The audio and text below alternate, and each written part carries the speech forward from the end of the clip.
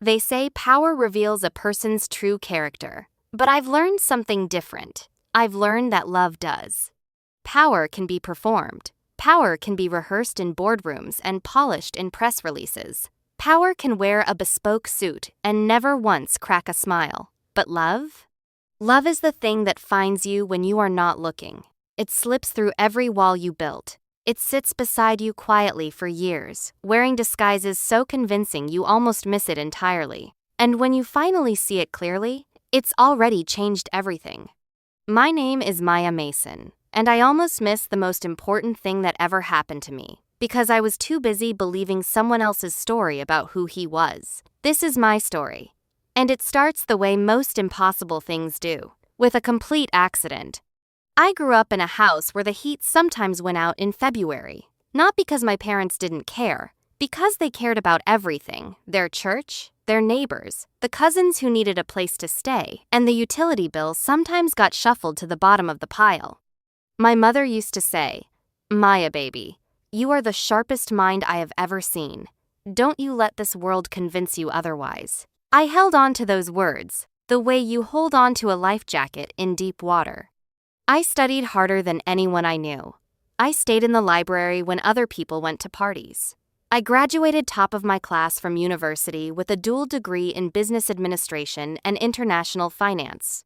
And when the email came, the offer letter from Kang Global Industries, I sat in my tiny apartment and read it 4 times before I believed it. Kang Global Industries, one of the most powerful Korean conglomerates in the world. They had offices in Seoul, New York, London, Singapore. Their name was on buildings I'd walked past my whole life without thinking I'd ever work inside one.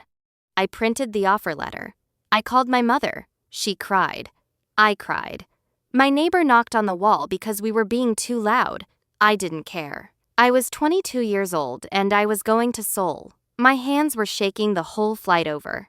Before I even landed, people were talking about him. Every new hire was told the same story during orientation. The senior employees whispered it in hallways. Even the executive assistants got a careful, practiced version of it during onboarding. The Kang family. 3 generations of empire builders. And somewhere inside that dynasty, hidden from public view, protected by a wall of lawyers and carefully worded press releases, was the heir. No confirmed photographs. No social media presence. No public appearances. The rumor was that the family kept him hidden deliberately, that he was being groomed for something massive, that when he finally appeared, the company would enter a new era. Some people said he was training abroad. Some said he was already working in the company under a false name. Some said the heir wasn't one person at all, that it was a collective fiction, a board strategy designed to keep rivals off balance.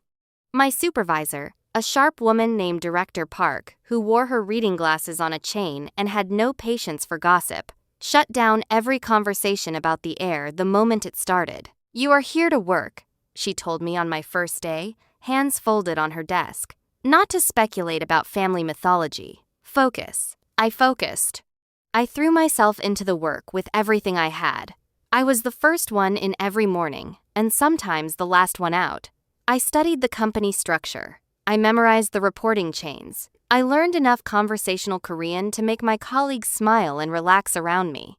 I wanted to belong here. I wanted to earn belonging here. And then, about 3 weeks into the job, I met him. He was standing in front of the printer on the 4th floor with the most genuinely bewildered expression I had ever seen on a grown adult. Tall, lean, dark hair, slightly disheveled. The kind of face that would stop a room if he smiled, but he wasn't smiling. He was staring at the printer like it had personally offended him. The paper tray was open. The blinking error light was red.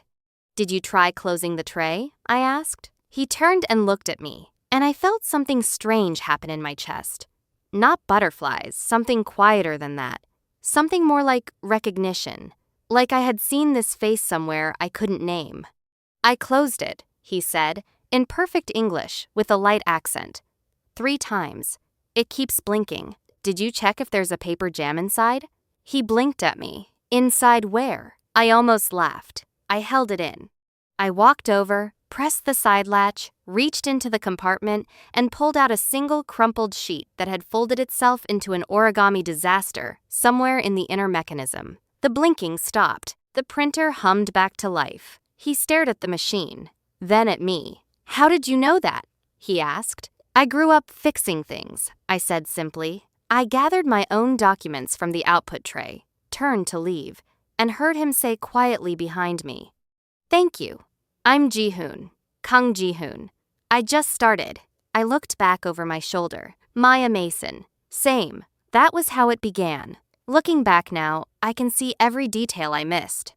The way his eyes were always slightly too observant for someone who claimed not to understand things.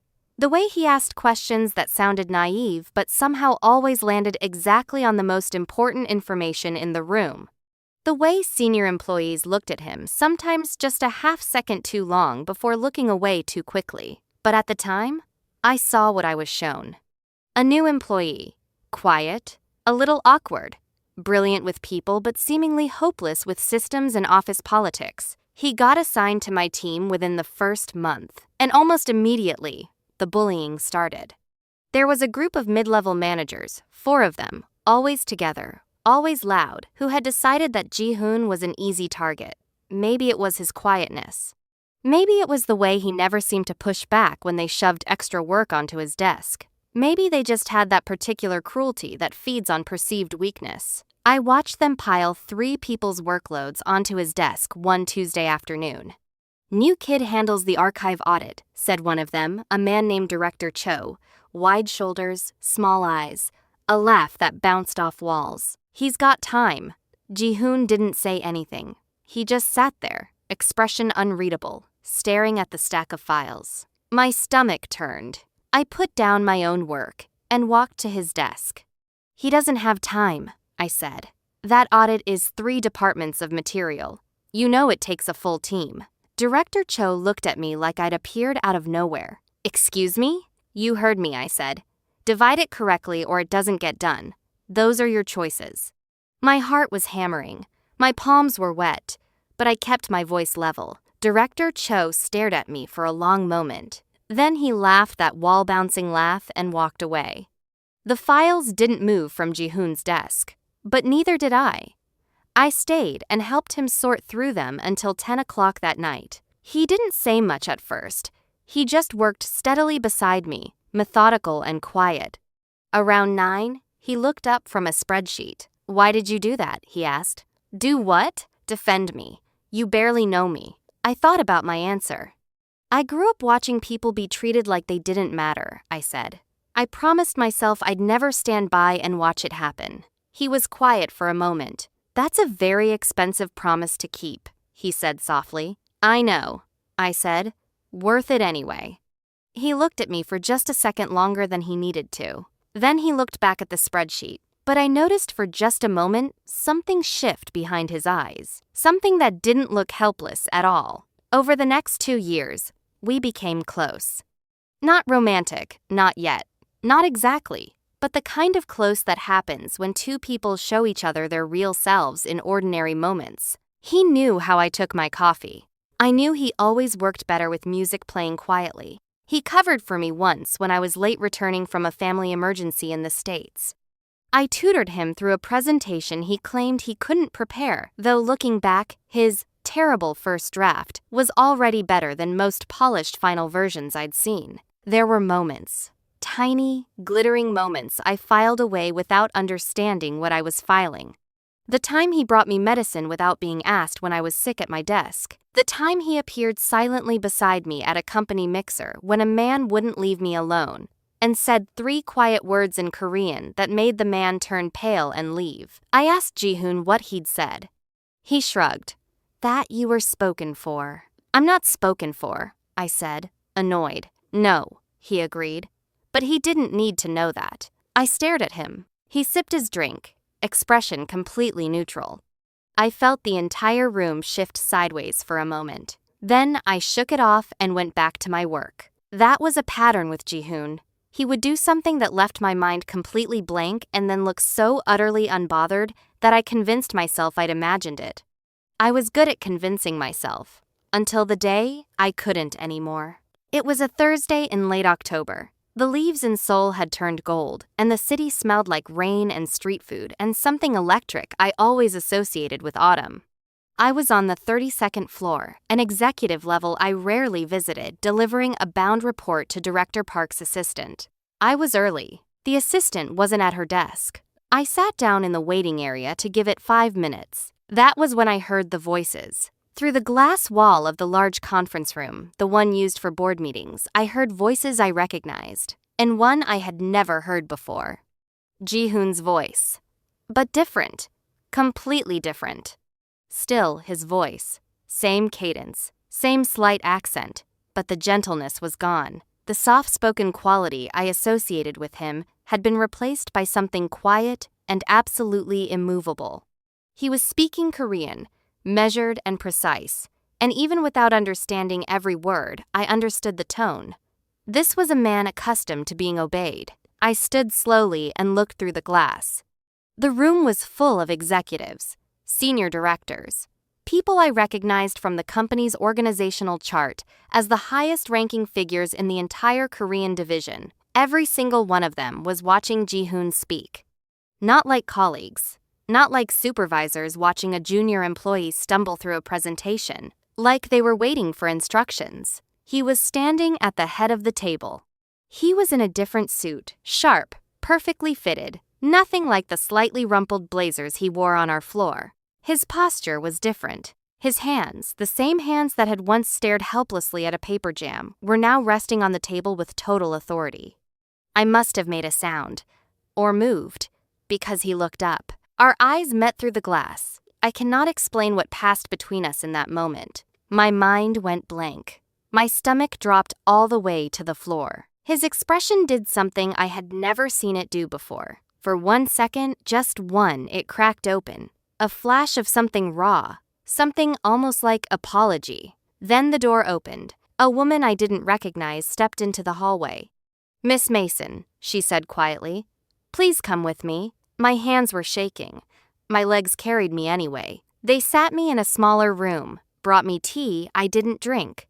Eventually, Ji-hoon came in alone and closed the door. He sat across from me. "Say something," I managed. He was quiet for a moment. "I owe you an explanation," he said. "Ji-hoon." My voice was steady somehow. "Who are you?" He held my gaze. "Kang Ji-hoon," he said. "Heir to Kang Global Industries. I've been here for 2 years conducting an internal investigation into corruption at several executive levels. The cover was necessary. The room was completely silent. I heard my own breathing. The helpless new employee, I said slowly, was a role. The printer, something almost like a smile. The printer was real, he said. I genuinely could not figure out the paper jam. I looked at him for a long moment. The bullying, I said. Director Cho and his group, real as well. I allowed it because their behavior toward me gave me information about their character that I needed. And me defending you was not part of any plan, he said quietly. That was entirely you. I didn't know what to do with my hands. I pressed them flat on the table. Were we ever actually friends? I asked. He was quiet for a moment that felt like a full minute. Yes, he said. That was the most real thing in the entire 2 years. I sat with that. Then I stood up, smoothed my jacket, picked up the bound report I'd somehow held onto through all of it, and said, I need some air. Maya, I'll be fine, I said. I just need a moment. I walked out of the building, stood in the golden October air, and stared at the street below for a long time. And eventually, slowly, the shaking stopped. And something else settled in its place. Not anger, not betrayal, exactly. Something quieter and more complicated, something I didn't have a name for yet. Let me pause here and ask you something. If you were in my position, if you found out that the person you'd been quietly rooting for, the person you'd stood up for and stayed late with and brought soup to when they were sick, was actually one of the most powerful people in the country, would you have felt foolish? Would you have felt angry? Or would you have felt, underneath all of it, something quietly inevitable? Like the story was always going to lead here. Tell me in the comments. I genuinely want to know, because here's what I did. I processed it.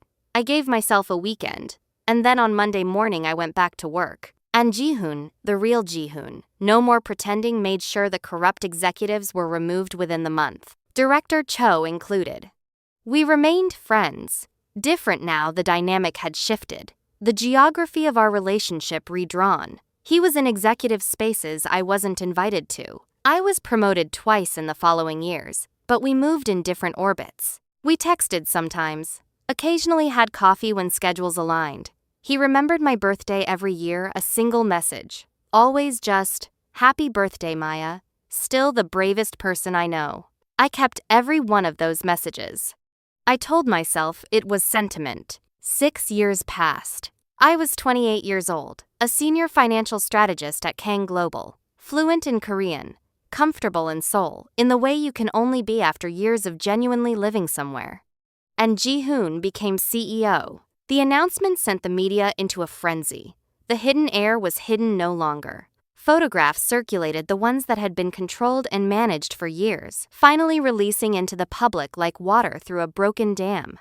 I watched from my desk as my colleagues crowded around screens showing his first press conference. He looked exactly like himself. Exactly like the person I'd always somehow known he was underneath the performance. Composed. Sharp.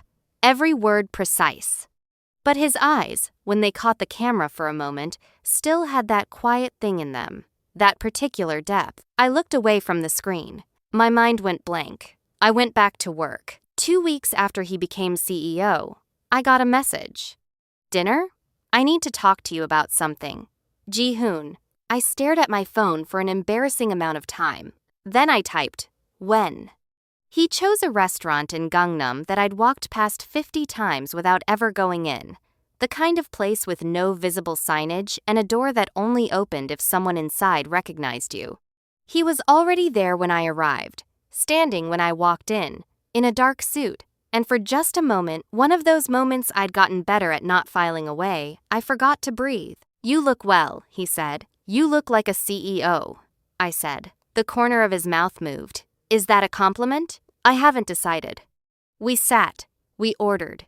The small talk was easy. It always had been between us. That ease was something that had never changed through all the years and all the distance. And then, over tea, he set down his cup and looked at me with an expression I'd never seen before.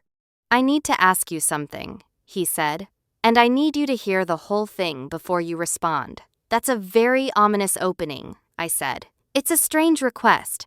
I want you to know that up front." I folded my hands. "Tell me." He was quiet for a moment.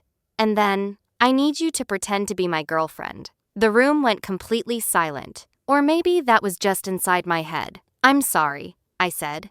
"My family is pressuring me to formalize an engagement with the Seo family's daughter," he said. "Seo Ji-yeon. It's been orchestrated for years, a merger of family influence. If I don't present a legitimate alternative, they will apply enough pressure that I lose significant board leverage before my third quarter. I need a relationship that looks real. Someone they can't easily dismiss or remove." I stared at him. "And you thought of me?" I said slowly. "I thought of the only person I completely trust," he said quietly, "and who I know would be honest with me if this was a terrible idea. Jihoon, this is a terrible idea. I know. Your family will investigate every inch of my life. I know. Seo Ji-yeon will be furious. Almost certainly. And then there's the part where we're not actually together, so we'd have to act," he said simply. "Appear at events. A few dinners. Perhaps 1 or 2 international engagements. Long enough for me to stabilize the board situation and renegotiate the arrangement with my family from a position of strength." I looked at my hands. I looked at him. "Why not ask someone who's actually in love with you?" I asked. "Surely there are options." His expression shifted. "Just slightly. Because they would fall in love with the performance," he said. "And I would have to manage that. With you, I know exactly where we stand." My stomach dropped. I wasn't sure if that was reassurance or the most quietly devastating thing anyone had ever said to me. "And if I say no?" I asked. "Then I find another way, and we never speak of this again." I looked at him for a long moment. My mind ran through every reason to say no. every reason to protect myself from the orbit of his complicated, powerful, impossible life. And then I thought about the printer on the 4th floor, the paper jam. The boy who had looked at me like he recognized something. I have conditions, I said. His expression opened slightly. Name them. I continue my work independently. No one in my professional life gets disrupted. Agreed. If at any point I feel unsafe or disrespected, I will end it immediately, he said. No argument. And when it's over, I said carefully, we remain what we are. Friends. That doesn't change. He held my gaze. That will never change, he said. You have my word. I breathed out. Okay, I said. I'll do it. He nodded once. And then, and I almost missed it because it was so brief. Something in his expression softened. Just a flicker. Gone before I could name it. I told myself I'd imagined it. The first event was a charity gala 3 weeks later. I want to tell you I was calm and prepared. I want to tell you that 6 years of professional experience and personal growth had made me completely unbothered by the idea of walking into one of Seoul's most prestigious events on the arm of Kang Ji-hoon.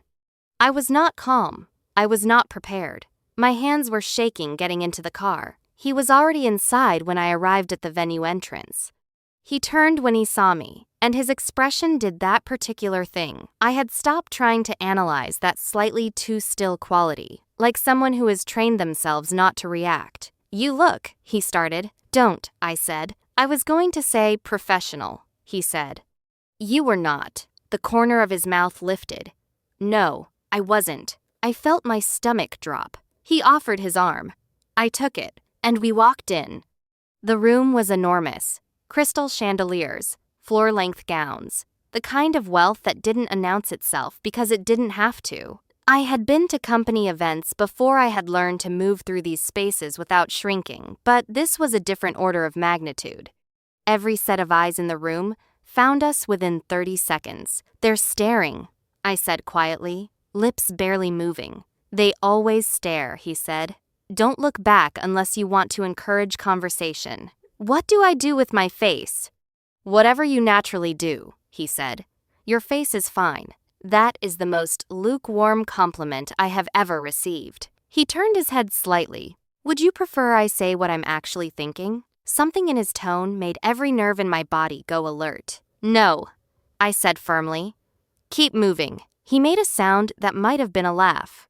We moved through the room. He introduced me to people with an ease that felt entirely genuine. Maya Mason, my partner, senior strategist at Kang Global, and the word partner landed every time with a quiet weight that did things to my breathing I refused to acknowledge.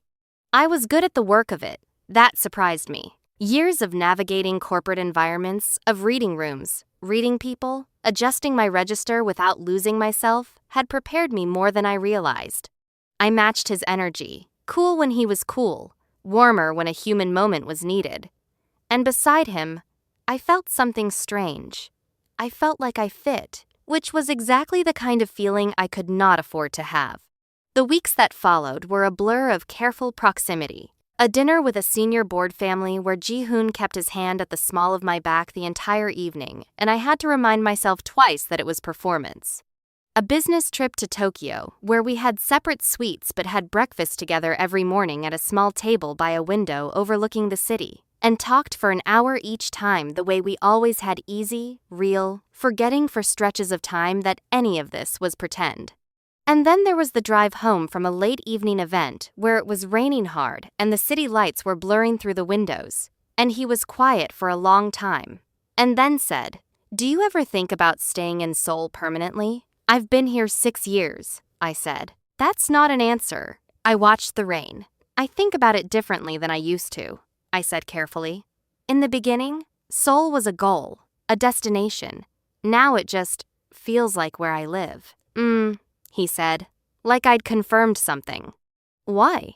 I asked. He was quiet for another moment. No reason, he said. My mind went blank. I looked out the window at the rain. Her name was Seo Ji-yeon.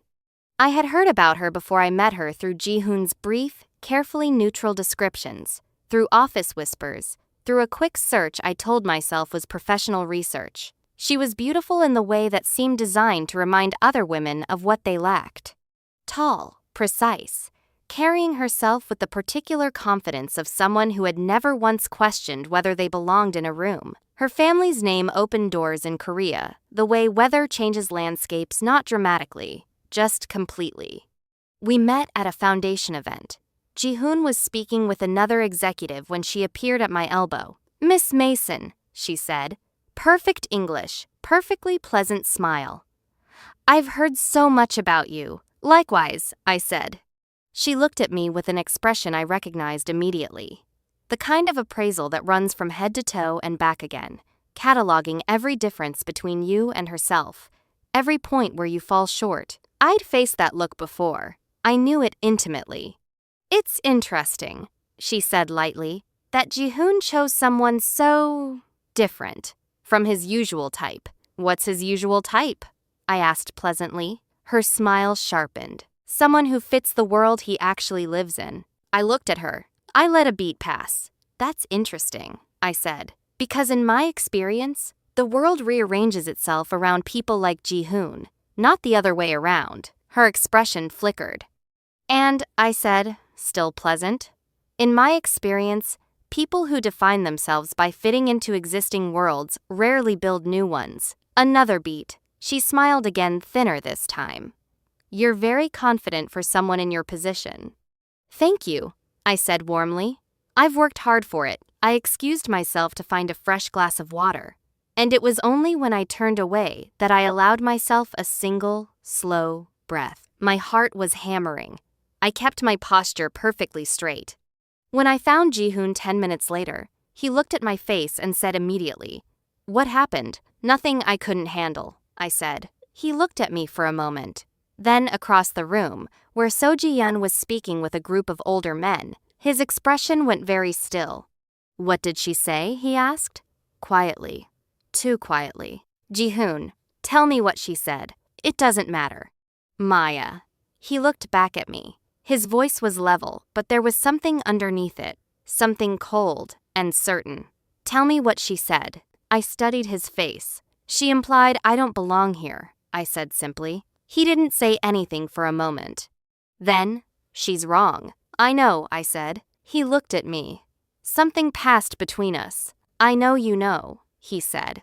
I just wanted to say it. My stomach dropped. I looked away first. I always looked away first. The humiliation she had planned for me came 3 weeks later. A profile piece.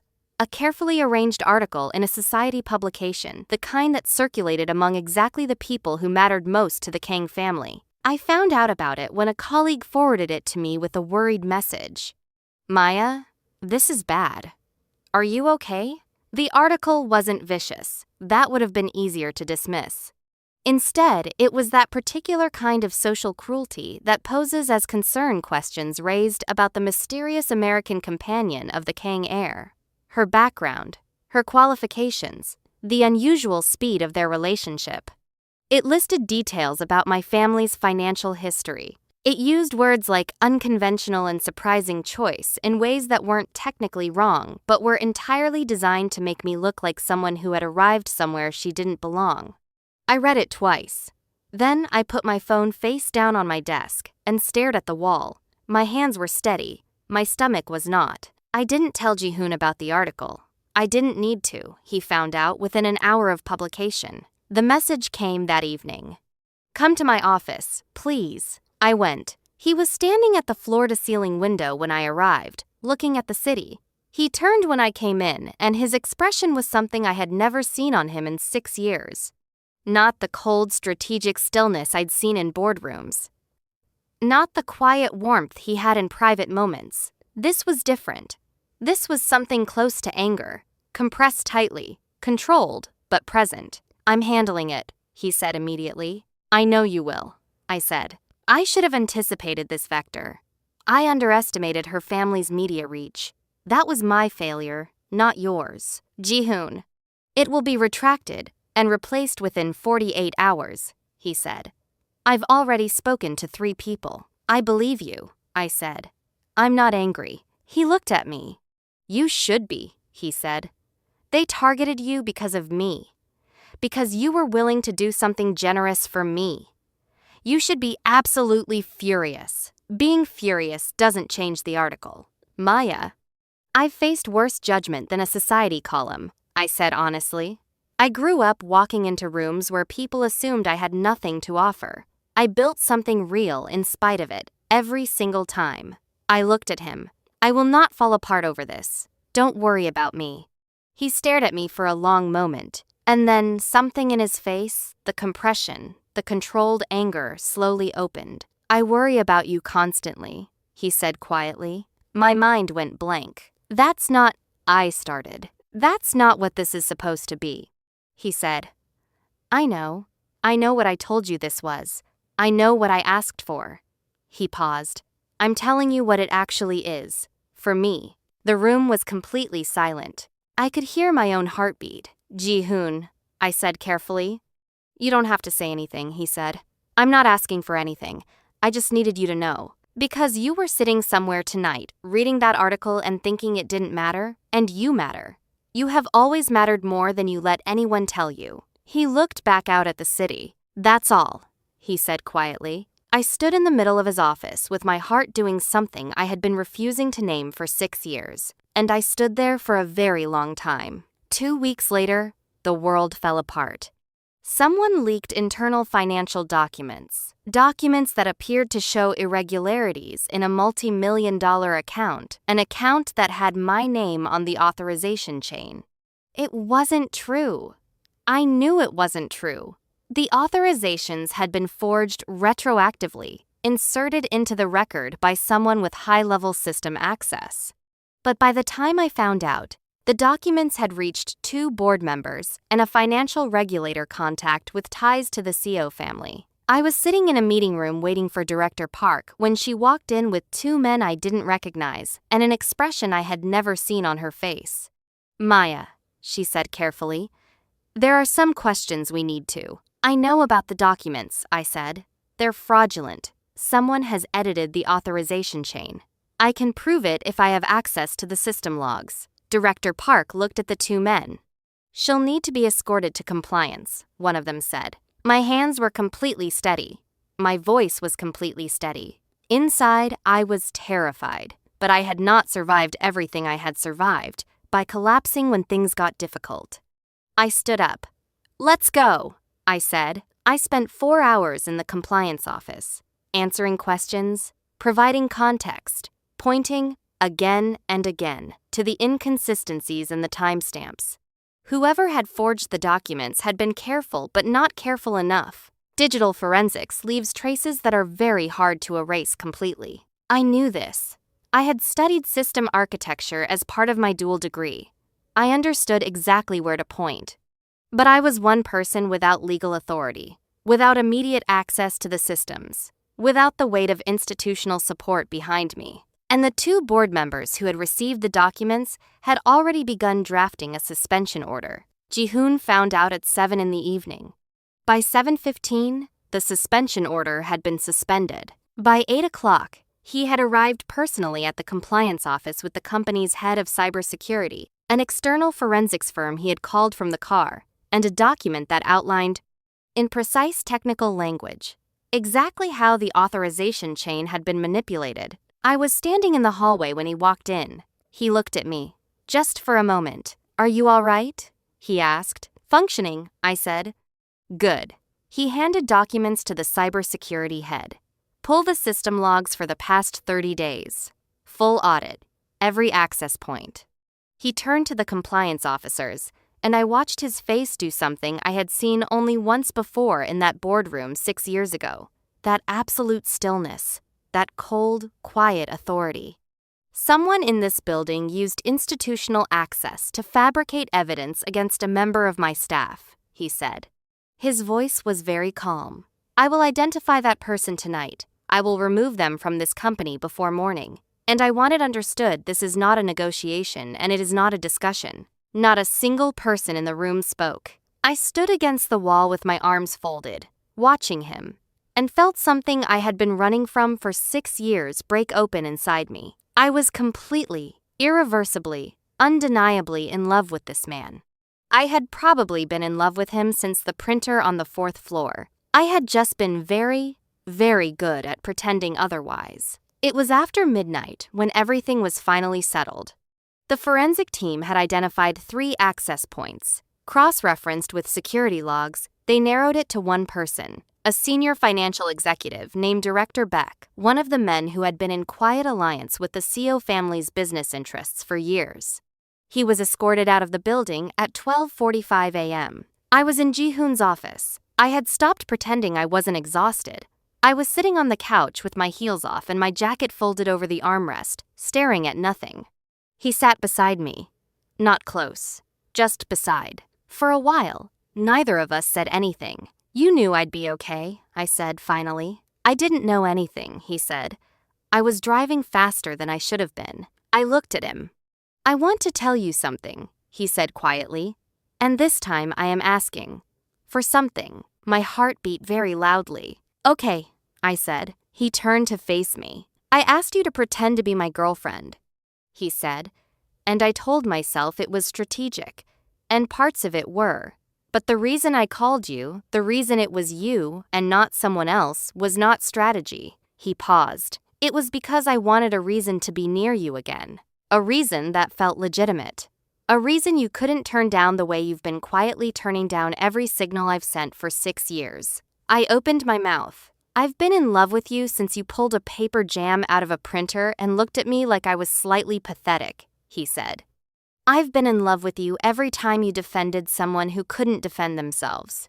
Every time you told me something true without softening it to protect my feelings. Every time you looked away first." My hands were shaking. "Ji-hoon, I'm not asking you to feel what I feel," he said.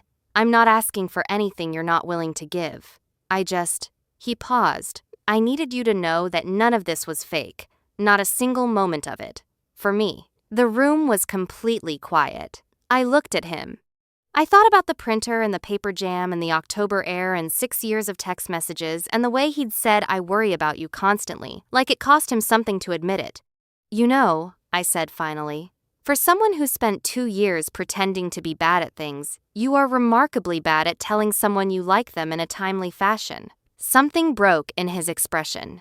"Something beautiful. Is that a criticism?" "It's an observation," I said. "You had 6 years. I had 6 years of convincing myself you didn't feel the same way." "I was very convincing," I agreed. He looked at me for a long moment. "Maya, Ji-hoon, do you?" "Yes," I said simply. He went very still. "Yes?" he said. "Yes," I said again. "Obviously. Since the printer. Keep up." He laughed a real laugh, not the compressed, controlled sound I was used to. A full, open, surprised laugh, and it did something to the shape of the room. Then he reached out and took my hand. And I let him. He gave them 2 weeks. I watched from a careful distance as Ji-hoon systematically dismantled what had been built against me and against the company, with the precision of someone who had been planning this particular chess game for longer than I'd known him. Director Beck's removal was only the beginning. The forensic audit uncovered a network of financial irregularities dating back 7 years. Several senior executives, including 2 who had been present during the time Ji-hoon had worked undercover, had been siphoning resources through shell procurement contracts. The Seo family's business connections were threaded through all of it. He brought it to the board in a meeting I was not present for, but heard about in detail afterward. He presented 3 years' worth of evidence, clean, irrefutable, devastating. He offered 3 choices: voluntary resignation, regulatory referral, or public exposure. Every person in that room resigned. The Seo family withdrew their proposed alliance within the week, quietly, through lawyers. No public statement. And So Ji-yeon's carefully placed article was not only retracted, the publication issued a formal statement acknowledging that it had been based on materially false and selectively presented information. I read that statement at my desk on a Tuesday morning with my coffee going cold beside me. My colleague Sora leaned over. "Are you crying?" "Absolutely not," I said. She looked at my face. "Okay," she said diplomatically, and went back to her work. The company announcement came 3 weeks later. A formal statement from the CEO's office, distributed to all staff and published in the company's official communications. Kang Global Industries wishes to formally acknowledge the contributions of Ms. Maya Mason, Senior Financial Strategist, whose analysis and institutional knowledge were instrumental in identifying and addressing significant internal compliance failures. Her integrity, professional courage, and commitment to this organization have been exemplary. Her role and compensation have been adjusted to reflect her contributions accordingly. I read it 3 times standing in the elevator. When the doors opened on my floor, 23 colleagues were standing there. Sora started clapping. It spread. I stood in the elevator doorway with my composure held together by the thinnest possible thread. And I thought about my mother saying, "You are the sharpest mind I have ever seen in a house where the heat sometimes went out in February." I thought about every room I had walked into where people looked at me and saw a question mark. I thought about a printer on the 4th floor, and a paper jam, and a boy with careful eyes who had already been watching me for reasons I didn't understand. I breathed in. I breathed out. "Thank you," I said. "Now everyone please go back to work. We have a quarter to close." They laughed. They scattered. And I walked to my desk with my head high and sat down and worked. Because that was always what I did. The evening of the day the announcement went out, Jihoon sent me a message. "Dinner?" "The usual place." I smiled at my phone for longer than was appropriate. "When?" I typed. "Now. If you're free." I was free. The restaurant with no signage, and the door that only opened when someone inside recognized you. He was standing when I arrived, the same as the first time I had come here, all those months ago, when I'd walked in uncertain and walked out, agreed to something that had changed everything.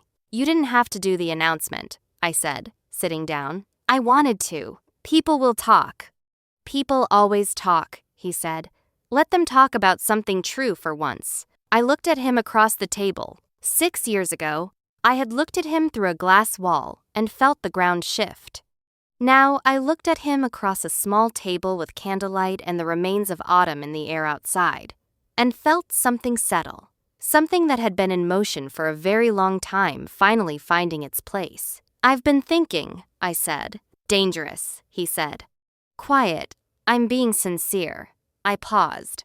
"I've spent a lot of my life proving things, proving I belonged, proving I was capable, proving I was worth the space I was taking up." I held his gaze. "And somewhere in the middle of all of that proving, I forgot to just be somewhere. Just exist in a place without an argument to win." He was listening, completely still, completely present. "Being with you," I said slowly. Even when it was supposed to be pretend was the first time in a long time I forgot to prove something. I was just there, with you, and it was enough. He was quiet for a moment. "It's always been enough," he said. "You've always been enough, exactly as you are." I reached across the table. He took my hand. And outside, Seoul moved through its evening the way cities do, unconcerned, luminous, humming with the quiet electricity of 10 million lives in motion, and we sat inside a room where no one could see us, holding on to something we had both been holding for years. They say power reveals a person's true character. I still think about that. I've watched powerful people walk into rooms and use that power to diminish, to control, to rewrite the narrative, until they're always the protagonist and everyone else is furniture. And I've watched a man use power the way it was always meant to be used, as protection, as justice, as a quiet, precise promise kept. Jihoon's character was never revealed by his power. It was revealed by a paper jam on the 4th floor. By the way, he listened when I spoke. By the fact that he let people underestimate him for 2 years, and never once used that as an excuse to be unkind. And my character, whatever it is, whatever I've built of it, was never revealed by my promotions or my degrees or the announcement that went out company-wide. It was revealed in the moments I stayed when it would have been easier to go. Love doesn't reveal character the way I used to think. It doesn't strip you bare and expose something hidden. It confirms you. It looks at everything you already are and says, "I see that, all of it, and I'm staying." I was 22 years old, standing in front of a printer in Seoul with no idea what my life was about to become. I am 29 now, and I know Not because of the title on my door or the company that carries my name in an announcement or the view from the 32nd floor. Because of the person sitting across from me at a small table with no signage on the door, holding my hand like he has been holding it for years. Which, as it turns out, he has been, since the beginning. Now, I want to ask you something honestly. If you were Maya, if you had spent 2 years rooting for someone, defending someone, believing in someone, and then found out they had been powerful all along and never told you, would you have walked away? Would you have stayed? And 6 years later, when that person came back and asked for your help knowing who they really were, knowing what they were really asking, would you have said yes? Would you have trusted him? Tell me in the comments below. And if you've ever loved someone who was more than they let on, or if you've ever been the person wearing a disguise because the world felt safer that way, I want to hear that story too. Because sometimes, the most powerful things we do are not the dramatic ones. Sometimes the most powerful thing is staying. If this story moved you, share it with someone who needs to hear it. Subscribe so you never miss the next one. And drop your name in the comments because you made it to the end, and that means something.